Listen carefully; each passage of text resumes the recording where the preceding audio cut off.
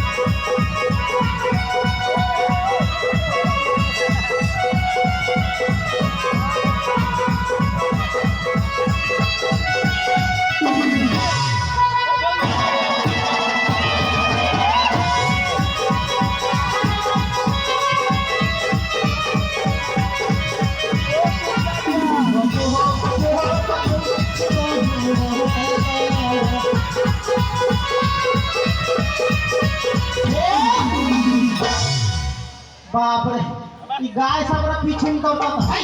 हाय हाय हाय पछली हाय अभी एक के बयान हो गाय बारू काम आ हम थोड़ा अभी बाछिए छे हाय हाय हाय हाय गाय सब भागे जे बना है।